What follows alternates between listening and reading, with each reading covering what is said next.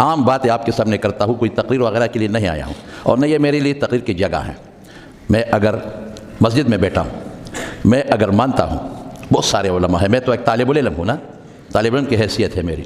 حضرت نے تو مجھے اتنا بڑا کر دیا نا، چڑھا دیا مجھے اونچا۔ ابھی میں سوچ رہا ہوں کہ واقعی میں ویسا ہوں یا ایسا ہوں۔ ایک آدمی تھا، وہ درخت میں بیٹھا تھا تو وہ شاخ کو کاٹ رہا تھا، تو نیچے سے ایک دیوانہ راستے پہ گزر رہا تھا، دیوانہ سمجھ کر، اور وہ اوپر والا جب یہ شاخ کاٹ رہا تھا تو وہ اپنا ایک غزل بھی سناتا تھا اونچی آواز سے۔ یہ ہمارے پٹھان لوگ جب کوئی کام کرتے ہیں تو یا قربان یہ غزل بھی سناتے ہیں۔ تو یہ نیچے والا جو آدمی تھا وہ یہ سمجھا کہ یہ اوپر چڑھا ہے، ابھی اتر نہیں سکتا ہے، تو چیخ پکار کرتا ہے کہ مجھے اتار۔ تو یہ نیچے والا نے آواز دیا کہ ہم کو کیوں پکارتے ہو، جس نے تمہیں چڑھایا ہے وہ اتارے گا۔ تو حضرت نے ہم کو اوپر چڑھایا، ابھی اتارنا بھی ان کا کام ہے، میرا نہیں۔ دو علماء کراچی میں، پاکستان میں، اپنی زندگی میں یقیناً مجھے بہت پیارے لگتے ہیں۔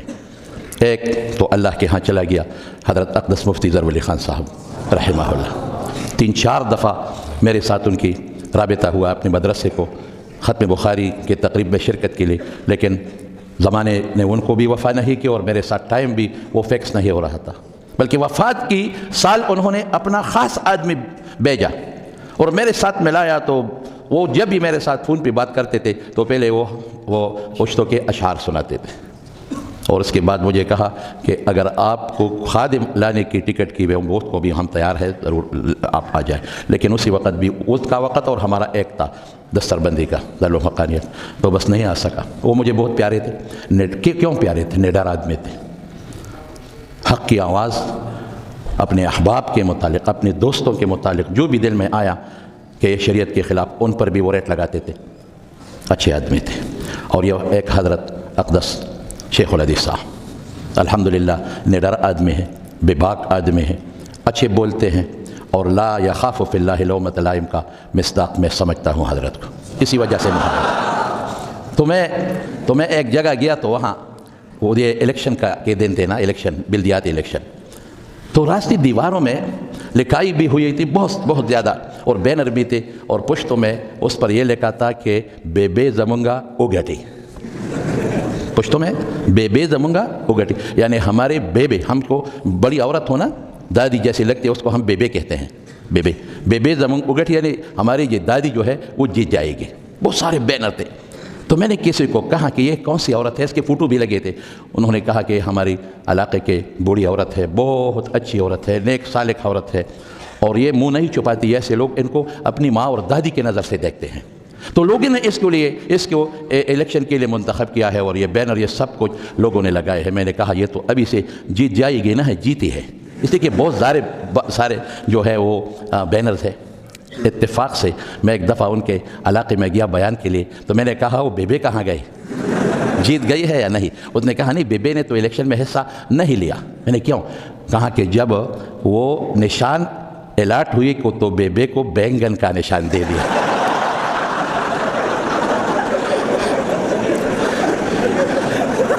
بے نے راتوں رات اپنے بچوں کو سب کو کہا کہ خدا الیکشن سے توبہ توبہ توبہ توبہ، یہ سارے بینر ہٹا دو۔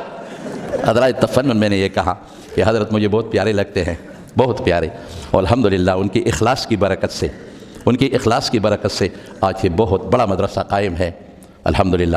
تو میری دلی محبت ہے۔ ویسے اتنا زیادہ حضرت کے ساتھ میرا کوئی مجالسہ نہیں ہوا ہے، کبھی کبھار ملتے جلتے ہیں، لیکن آج ان کے ساتھ میرا زیادہ نشست ہوا اور کوئی بات شیئر ہوئی ان کے ساتھ، بہت خوشی ہوئی آپ کو دیکھ کر۔ میں تو سنتا ہوں الحمدللہ، اور آپ کے لیے میں دعا گو ہوں کہ آپ کو اللہ تعالیٰ ایسے جیسا، حضرت جیسا نڈر اور بے باک اور حق گو عالم بنا دے، یہ بہت کم ہے۔ مولانا عبدالحق صاحب رحمہ اللہ میرے استاذ تھے، خاص استاذ تھے، میں نے ان کی بہت خدمت کی ہے، خدا کی قسم بہت خدمت کی ہے۔ اور میرے دادا مولانا شہزادہ صاحب رحمہ اللہ جو اپنے زمانے میں 57 سال دور موقوف علیہ پڑھا چکے ہیں، اور تنخواہ 1 روپیہ تک انہوں نے کسی سے نہیں لیا ہے، 57 سال۔ اس کا دور صغرا بہت مشہور تھا، اسی زمانے میں بہت سارے طلباء آتے جاتے تھے، اور ایک زمانے میں دور کبرا جو ہے دور حدیث بھی پڑھایا کرتے تھے۔ مولانا نور شاہ کشمیری رحمہ اللہ کے شاگرد تھے وہ، اور مولانا نصیر الدین غرغشتوی صاحب رحمہ اللہ سے بھی انہوں نے اجازت حدیث دی تھی۔ تو بات یہ ہے کہ ان کی مولانا عبدالحق صاحب کی قریبی دوستی تھی. مولانا عبدالحق صاحب کے ساتھ میں بیٹا کرتا تھا, ان کے پاؤں دباتا تھا, یقیناً پاؤں میں دباتا تھا بہت سارے. تو وہ عجیب آدمی تھے نا, وہ جب میں بالکل پسینہ پسینہ ہو کر اور میں پاؤں یہ ہاتھ پیر دباتا تھا تو ایسا کرتے مجھے, ایسا ایسا, اور کہے بیٹا آپ تو تک گئے ہیں نا چھوڑ, اور پھر ایسا بھی کرتے تھے. میں نے کہا نہیں, میں تک نہیں گیا ہوں, جب تک آپ یہاں سے اٹھ نہ جائے میں آپ کو دباتا رہوں گا. جو لوگ اس دبانے کے شوقین ہیں وہ پھر یہ لفظ نہیں بتاتے کہ بس بس کرو. میں بھی اسی کا شوقین ہوں. جب میں رات کو جاتا ہوں, میری ایک بیٹی تھی, ابھی تو شادی ہو چکی ہے اس کی, وہ ذرا موٹی تھی, فربا تھی, وہ میری پاؤں پر وہ گھومتی تھی. تو ایک دفعہ وہ کہیں چھپ گئی, تو والدہ نے اس کو کہا کہ آؤ والد صاحب تمہارا تک گیا ہے, اس کو پیر دباؤ اس کو. تو اس نے کہا کہ یہ بس کا نہیں کہتا یہ بس کا نہیں کہتا. تو میں نہیں تو مولانا عبدالحق صاحب تو میرے انتہائی قریبی استاد تھے. اس سے آپ اندازہ لگائے کہ مولانا سمیع الحق صاحب شہید رحمہ اللہ جامعہ ازہر کو پڑھنے کے لیے جا رہے تھے, تو ان کو سند کی ضرورت پیش آئی, اور چھٹیوں میں اسباق کے اختتام میں 1 مہینہ باقی تھا. تو اس نے والد صاحب کو کہا کہ مجھے پہلے سند دے دو تاکہ میں وہ کاغذات داخل کروں. کہاں بیٹے یا نہیں ہو سکتا, اسباق ختم ہو کر امتحان دو گے, اس امتحان کے نتیجے کے بنا پر آپ کو سند دوں گا. لیکن میں نے ایک دفعہ کوئی اسلامک یونیورسٹی میں داخلہ کے لیے پہلی بار یہ یونیورسٹی بن گئی تھی, بس فیصل مسجد بن گیا تھا, یہ شاہ فیصل کے زمانے کی بات ہے. تو میں نے مولانا عبدالحق صاحب کو کہا کہ حضرت میرا سند مجھے ضروری ہے اور کاغذات میں ٹائم نہیں. بتایا بیٹا میں نے تو سمیع الحق کو نہیں دیا, کسی کو نہیں دیا, لیکن آپ کو دیتا.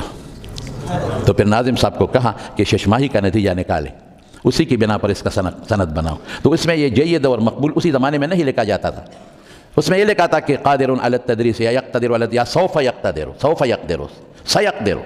تو میری سند میں اپنے ہاتھوں سے اس نے لکھا ہے, میرے ساتھ اب بھی محفوظ ہے, وہ بڑے والا سند ہے, مصلی والا بڑے والا. اس میں لکھا ہے قادر علی التدریس بالفعل, مولانا عبدالحق صاحب نے لکھا ہے. ویسے میں طالب علم کے زمانے میں بھی یہ کافیہ یہ وغیرہ کتب پڑھاتا تھا.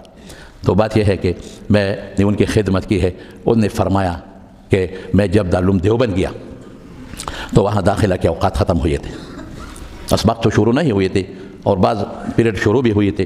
تو مجھے انہوں نے کہا کہ ہم آپ کو داخلہ دیں گے, آپ پشاور سے آئے ہیں, یہ تو ایک ملک تھا نا پاکستان اور انڈیا, لیکن آپ کی لنگر کا اور کھانے کا بندوبست آپ کے خود اپنے ذمہ. آپ کے لیے جگہ تو ہے کہ مسجد میں آپ رہو, بستر یہاں پھیلاؤ, لیکن کھانے کا بندوبست پر ٹائم ختم ہو گیا ہے, ابھی داخلہ کا ٹائم ختم ہو گیا ہے, تو بس آپ کو داخلہ وغیرہ ہم دیں گے, لیکن روٹی وغیرہ کا بندوبست آپ کا اپنا ہوگا.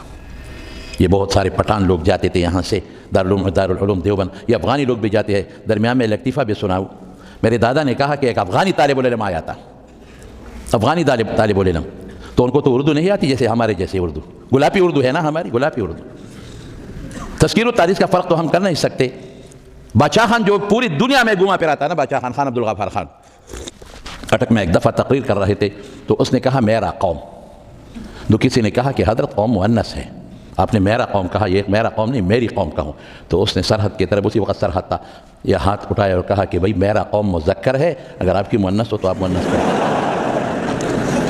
تو افغانی طالب العلم جب آیا تو اس نے ناظم صاحب کو کہا کہ میں آپ کے ساتھ دخول کرنا چاہتا ہوں. داخلہ لینا چاہتا ہوں کہ بجائے یہ لفظ کہا, وہ تو پٹھانی تھے, افغان تھے نا. یہ بات تو میری منہ سے تو نکل گئی, لیکن حضرت صاحب اس کے پیچھے بھی پر اپنے تقاریر میں مذاق اڑائیں گے, پٹھانوں کی اردو کا. کچھ ایسی بات نکل گئی کہ میں بھی اس پر بھی پشیمان ہوں کہ حضرت کے سامنے یہ کہہ دیا. تو اس نے کہا ناظم صاحب نے کہ بھائی میں تو پتلا آدمی ہوں نا, بہت پتلا, خدا را مجھ پہ رحم کرو نا, وہ موٹا مولوی جو ہے جاؤ اس کے ساتھ دخول کرو. تو دارالعلوم دیوبند میں جب مولانا عبدالحق صاحب رحمہ اللہ داخلہ کے لیے تشریف لے گئے تو انہوں نے کہا کہ مسجد میں آپ اپنے بستر کو رکھو اور روٹی وغیرہ کا بندوبست اپنا کرو. ابھی ہمارے ساتھ جو انتظامات ہیں بس ان طلباء کے لیے زیادہ نہیں. اس نے فرمایا کہ میں بہت پریشان ہو گیا کہ بھئی میرے ساتھ تو اس نے پیسے بھی نہیں کہ ہم بازار سے کھانا منگوا لیں, اور یہ ہمارے پٹھانوں کا جو وظیفہ کا سسٹم ہے یہ تو وہاں ہے نہیں, کیا کریں. تو ایک لڑکا تھا میرے ساتھ, وہ آیا, میری پریشانی دیکھ کر کہا کہ کیوں پریشان لگتے ہو, میں نے سارا ماجرا سنایا. تو اس نے کہا کہ اگر آپ کی نصف روٹی پہ گزارا ہوتا ہے اور تھوڑی سی سالن تو میں آپ کو روزانہ کے حساب سے لا دوں گا۔ میں نے کہا ٹھیک ہے، پورے سال اسی طالب العلم دے نصف روٹی اور تھوڑا سا دال وغیرہ ایک پیالی میں مجھے صبح اور شام کو وہ لاتا تھا اور میں کھاتا تھا۔ کہاں پوچھو نہیں کہ کہاں سے لاتے ہو۔ جب سال گزر گیا اور وہ بندہ بھی قندہاری تھا، قندہار کا تھا، سال کے بعد میں نے پوچھا کہ آپ نے یہ نصف روٹی اور یہ نصف پیالہ دال کہاں سے مجھے دے دیا؟ اس نے کہا کہ میرے لیے دارالعلوم دیوبند سے ایک روٹی مقرر تھی، ایک پیالہ دال، تو میں نے آپ کے ساتھ بانٹ لیا، نصف آپ کا اور نصف میرا۔ یہ تھے طالب العلم۔ میں نے کہا وہ قندہاری طالب العلم وہ ابھی ہوگا یا نہیں ہوگا، کتنا خوش قسمت کہ اس کے آدھی روٹی پر شیخ الحدیث مولانا عبدالحق جیسی شخصیت پیدا ہو گئے، یہ وہ گزارا کرتے تھے۔ میرے دادا نے ایک دفعہ فرمایا کہ مفتی عزیز الرحمن صاحب رحمہ اللہ کو ایک استفتاء آیا دارالعلوم کے طلباء کی طرف سے، اس میں لکھا گیا تھا کہ دارالعلوم دیوبند کے سالن پہ وضو جائز ہے یا نہیں؟ صرف پانی ہے نا، اس پہ وضو جائز ہے یا نہیں؟ اوہو، مفتی صاحب نے محتمم صاحب کو کہا کہ یہ تو اشارۃ النص سے کوئی اور چیز کا تقاضا کر رہا ہے، عبارت النص الگ ہے، اشارۃ النص الگ ہے، سمجھ گئے وضو جائز ہے یا نہیں؟ تو وہ فقی مسئلہ تو انہوں نے بیان نہیں کیا۔ فقی مسئلہ تو الگ ہے کہ ایک چیز میں جب ایک صاف پاک سی چیز وہ گر جائے، پانی میں مل جائے اور پاک ہو، تو اگر کہ اس کی کوئی وصف بدل جائے تو اس پر وضو طہارت جائز ہے۔ جیسے پانی میں وہ خوشبو آپ ڈالیں یا صرف ڈالیں یا کوئی صابن وغیرہ، اس پر آپ نہا لیں کوئی، لیکن اگر گندی چیز گر جائے تو پھر نجس ہوتا ہے۔ اگر نام پانی کا بدل گیا، سبز چائے جو یہ ہمارے افغانی لوگ پیتے ہیں نا، سبز چائے، اس میں تھوڑا سا اتنا چائے ڈالتے ہیں اور کہتے ہیں ہم نے 40 پیالے سلویخ میں وچ کھلے، دیرش میں وچ کھلے، ہاں یہ کہتے ہیں۔ بھائی ہمارا یہ کالی چائے دودھ والی 40 پیو پتہ چل جائے گا، تو تھوڑا سا چائے ڈالا ہے نا، تو اس پر وضو جیسے جائز نہیں کہ نام بدل چکا ہے، نام پانی کا ہو اور وہ یا اوصاف ہے سیلان وغیرہ رقیت وہ بھی ہوں، لیکن وہ جواب اس نے نہیں دیا۔ مفتی صاحب نے لکھا، آپ نے لکھا ہے کہ اس پر وضو جائز ہے سالن پر یا نہیں؟ جائز نہیں، اس لیے کہ اس میں سرخ مرچ ہے، سرخ مرچ ہے اور اس کا بو بھی بدل چکا ہے اور کوئی اور گڑبڑ بھی کرے گا اس کو، تو اس پر وضو جائز نہیں۔ تو پھر ناظم سے کہا کہ ایک دیگ ہے، بڑا دیگ، کتنا دال ڈالتے ہو؟ کہاں 1 کلو، کہاں 2 ڈالا کریں۔ اسی سالن نے مولانا یوسف بن نوری بنایا ہے، اسی سالن نے حضرت اقدس مولانا سلیم اللہ خان صاحب بنائے ہیں، اسی سالن نے مفتی محمود اور مولانا غلام غوث ہزاروی، علامہ شمس الحق افغانی جیسے لوگ پیدا کیے ہیں۔ یہ نہ کہو کہ فلان مدرسہ میں گوشت ہے نہیں ہے اور یہ ہے یہ ہے، یہ تو چند معروضات تھے آپ کے سامنے میں نے پیش کی، لیکن ایک بات اور بھی ہے، ہمارے فضلہ جب آپ یہاں سے فارغ ہو جائیں تو اللہ کی رضا کے لیے تدریسی خدمات وہ سر انجام دو، بالکل کسی بھی تنخواہ وغیرہ کا سوچ بھی نہ لو، تنخواہ ملے گا یا نہیں ملے گا، رزق اللہ کے ہاتھ میں ہے، روزی رسان اللہ ہے۔ اور ہے تو ایسے ہماری تنخواہ کتنی ہوگی؟ ہمارے وہاں پختونخوا میں تو 4000 اور 5000 سے بڑی تنخواہ ہے نہیں۔ یہاں کراچی والے محتممین حضرات مالدار ہے، شاید کوئی 40 50 60 دیتے ہوں، لیکن وہاں تو ہمارے اور یہ بیچارے جو حافظ ہیں ان کو 3000 اور 4000 کی تنخواہ ماہانہ کے طور پر ملتی، خدا کی قسم۔ ایک سے میں نے پوچھا کتنی تنخواہ؟ کہا 3000 ماہانہ۔ بڑی شیخ الحدیث کا تنخواہ 15000 اور 20000 اور 10000، یہ ہماری تنخواہیں ہیں وہاں۔ میں نے ایک دفعہ بیان میں کہا کہ ہماری 3-4 ہزار تنخواہ، ایک بوڑھا اٹھ گیا، اس نے کہا کہ ماہانہ، میں نے کہا نا کہ گھنٹے کے حساب سے تنخواہ تو ہوتی ہے ماہانہ، کہاں آپ کا گزارا اس پر ہوتا ہے 4000۔ میں نے کہا الحمدللہ روٹی بھی ملتی ہے اور یہ لباس بھی ملتا ہے، آپ کے جبے نہیں ہوتے ہمیں جبے بھی ملتے ہیں، آپ کی پگڑیاں نہیں ہو ہماری پگڑیاں بھی ملتی ہیں الحمدللہ، اور 3-4 ہزار پر حج اور عمرے کے لیے بھی جاتے ہیں۔ تو کہا کیسے؟ میں نے کیسا پیسہ چھوڑ دو؟ کہا یہ کیسا؟ میں نے کہا کیسا چھوڑ دو؟ کہا یہ کیسا؟ ہم 70-80 ہزار لیتے ہیں اور مہینہ کے آخر میں مقروض ہوتے ہیں، دکانداروں سے چھپتے ہیں، اور آپ 3-4 ہزار پر حج عمرے بھی کرتے ہیں، یہ کیسا؟ میں نے کہا کیسا چھوڑ دینا بھائی، وہ ہمارا دادا مولانا شہزادہ صاحب فرماتے تھے کہ ہمارا رزق آسمانی ہے۔ تو میں نے کہا کہ دیگر لوگوں کا رزق یہ سمندر سے آتا ہے، سر آسمانی ہے؟ کہا نہیں، وہ اسباب پر توکل کرتے ہیں، ہماری اللہ پر توکل ہے، اللہ دیتا ہے، خدا کی قسم، وہ اللہ کتوں کو رزق دیتا ہے، خنزیروں کو دیتا ہے، مشرک اللہ کا بڑا دشمن ہے اس کو دیتا ہے رزق، یہودی کو دیتا ہے، عیسائی کو دیتا ہے، اپنے دشمنوں کو دیتا ہے، اس کے قرآن کو جو بیٹا ہوتا ہے اس پیغمبر کے رسول کو کیا اس کو رزق نہیں دے گا؟ یقین مضبوط کرو نا، اب اللہ پر رازقیت کا مضبوط توکل کرو، مضبوط توکل۔ تو اس نے کہا یہ کیسا؟ میں نے کہا کیسا میسا چھوڑ دو، بس ہوتا ہے سب کو۔ وہ ذرا چل گیا، واپس آیا، جیب سے 5000 کا وہ سرخ والا نوٹ نکال کر مجھے دے دیا، مولانا صاحب یہ میری طرف سے ہدیہ ہے۔ میں نے جیب میں ڈالا، جب چل پڑا تو میں نے کہا بابا جی ادھر آؤ، لوٹو ذرا، آیا آپ نے ایک بات بار بار دہرائی. آپ نے کیا کہا؟ تو اس نے کہا میں نے کہا یہ کیسا؟ میں نے کہا یہ کیسا؟ آپ کی جیب سے اللہ نے نکال دیا اور ہماری جیب کو آ گیا. یا قائد اعظم کے ساتھ ہماری کوئی وابستگی نہیں، صرف تمہاری جیب کے لیے ہے. ہمارا ایک دوست ہے نا، وہ جو نوٹ نکال کر اس پر قائد اعظم صاحب کا وہ تصویر ہے، تو اسے کہے قائد اعظم میری بیوی کی آپ سے ستر نہیں ہے، پردہ نہیں ہے، میری بیٹی کی نہیں ہے، میری ماں کی نہیں، میری دادی کی، کیوں ہمارے ساتھ آپ کا تعلق نہیں ہے؟ ہماری جیب کو کیوں نہیں آتی؟ بھائی جان بات یہ ہے کہ تنخواہ وغیرہ کا سوچ بالکل اپنے دماغوں سے ہٹا دو، دین کی خدمت کرو. اور یہ بڑی امانت آپ کے ذمہ ہے، بڑی امانت، ذمہ داری ہے. ذمہ داری ودیعت لفظ استعمال نہیں فرمایا، امانت ذمہ داری، بڑی ذمہ داری آپ کے سر پر ہے. اور وہ ذمہ داری کس چیز کے؟ رسول اللہ صلی اللہ علیہ وسلم کی مشن کو امت تک پہنچانے کی ذمہ داری، وہ آپ انشاءاللہ امت تک پہنچاؤں گے. یہ چند باتیں گپ شپ والی آپ کے سامنے عرض کی.